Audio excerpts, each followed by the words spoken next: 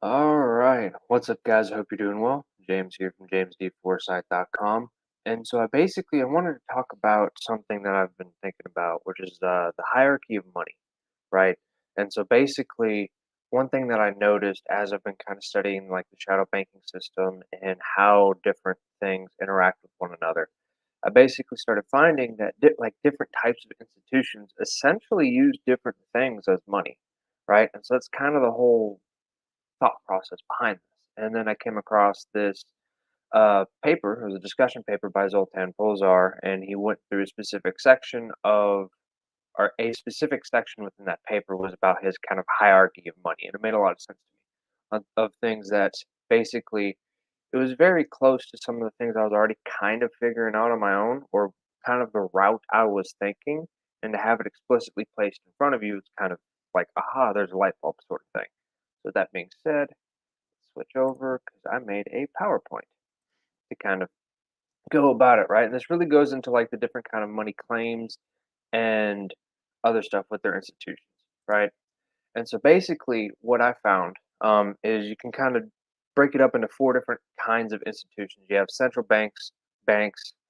These are regular. These are your regular banks, like small and large, kind of commercial banks, sort of things. Then you have dealer banks, and then money market funds, really. And then they each kind of issue a different type of kind of money, right? They kind of use different things, and they also back it by different things, which we'll get into in a second, right? And so central banks, really what they do is they issue reserves, right? And then small and large, like commercial banks, issue deposits. Dealer banks issue things like repos.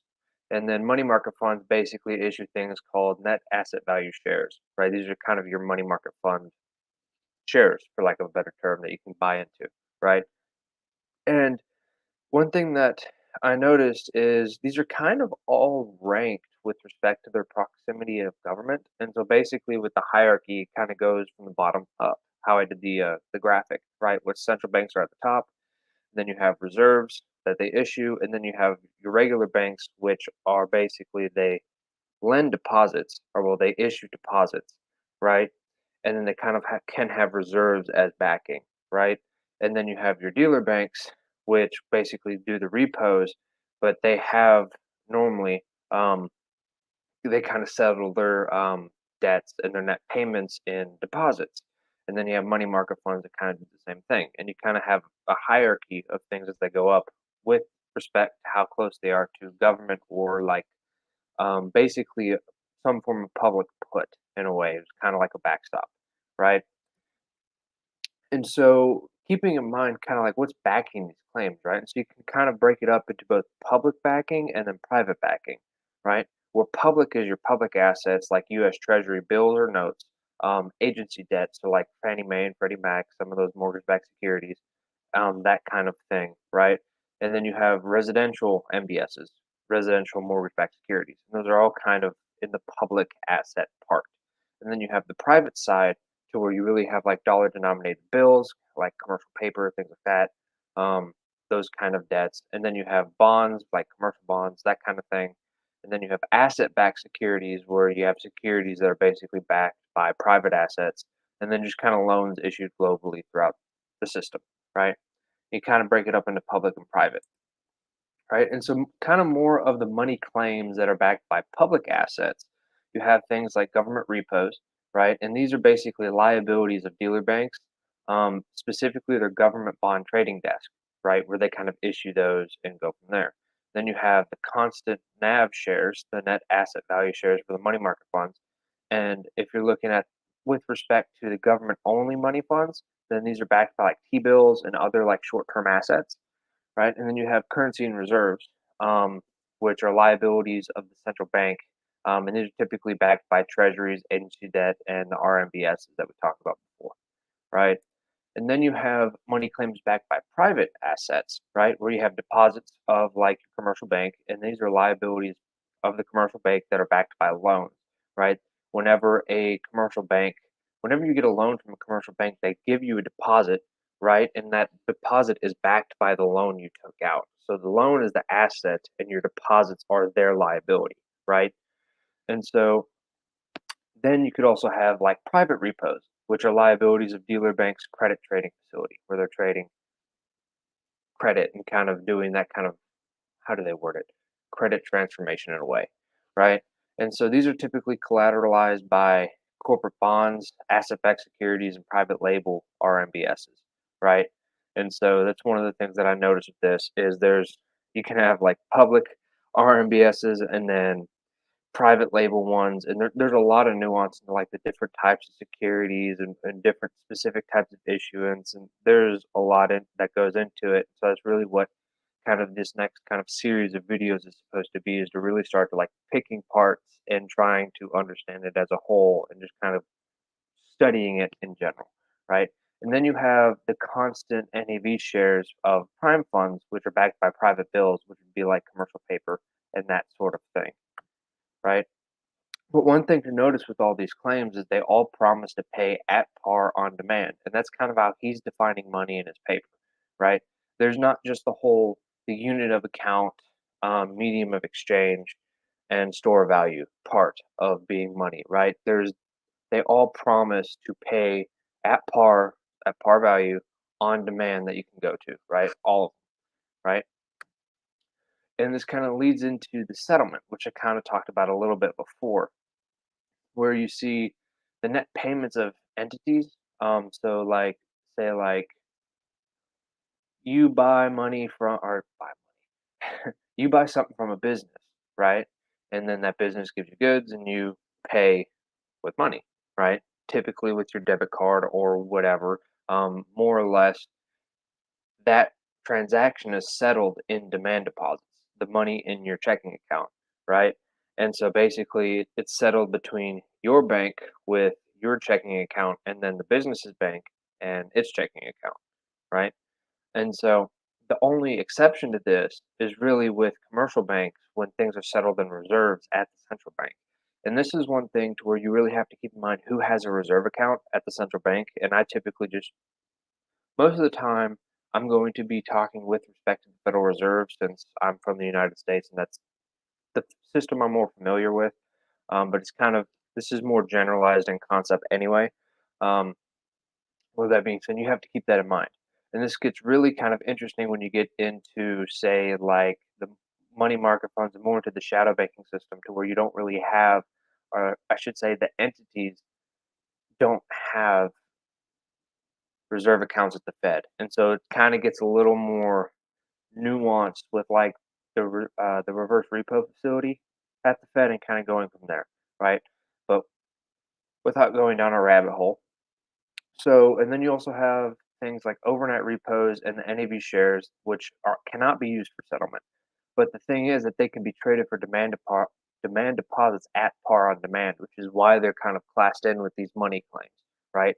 Just like the deposits or the reserves with respect to their individual institutions, then basically they can easily transfer those overnight repos and the NAV shares into demand deposits at par on demand, or basically saying they're convertible almost instantaneously into payment system money. Payment system money being demand deposits, right? And so this kind of leads up into money-like claims, right? And so we say money-like claims, whereas before we were talking about money claims in general, because if you think about it like demand deposit, they're all liabilities of someone, and they're all essentially just claims on some form of value, right? They're claims on money. And so to say money-like, meaning they're kind of used in a similar fashion, but they're kind of not the same thing. The, the difference is, or I should say, kind of defining money-like claims is to say they're money claims with maturities longer than overnight but less than a year. So this is like your U.S. Treasury bills or notes with less than 1 year of uh, left for maturity, right? And so really the point is they're offered at par at maturity. So like if you wait a year for that 1 year Treasury, it's going to be at par, right? But you have to wait. And so it's that it's not on demand anymore. And so kind of the closer you get to being at maturity, the more like that claim is, in this example, the US Treasury or the 1 year US Treasury is to being money, right? And so you could, because you're pricing in the different kind of forms of risk, like interest rate risk or just kind of, I guess, maturity risk, however you want to call it, basically the time left until maturity. And you're basically that's diminishing as you get closer to that maturity date, and so it becomes more and more like money.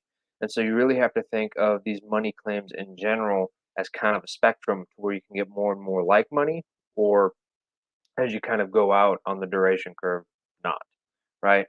And so another thing to keep in mind is most of the time, and there's different types of these, they can be breakable at a penalty. So basically, you can break this on demand part and make it you basically have to choose between getting it at par at maturity or getting it on demand, but you're not going to get it at par, right? So you kind of have to choose between the two if you wish to break this, right? Basically, break the contract or whatever it is, right? Or it's like negotiable at prices close to par. So this could be like, say you have some kind of negotiable time deposit at your commercial bank or whatever, like maybe a CD or something. And basically, it's like you have to keep it in there for 5 years and get whatever percent interest, right? Well, if you need that money before 5 years, if it's negotiable, you can basically break those kind of, I'm drawing a blank. You can break that contract for lack of a better term or phrase and get the money back, but not quite at par because you broke it in the first place. It's kind of like a fee in a way for not completely going through with it, right?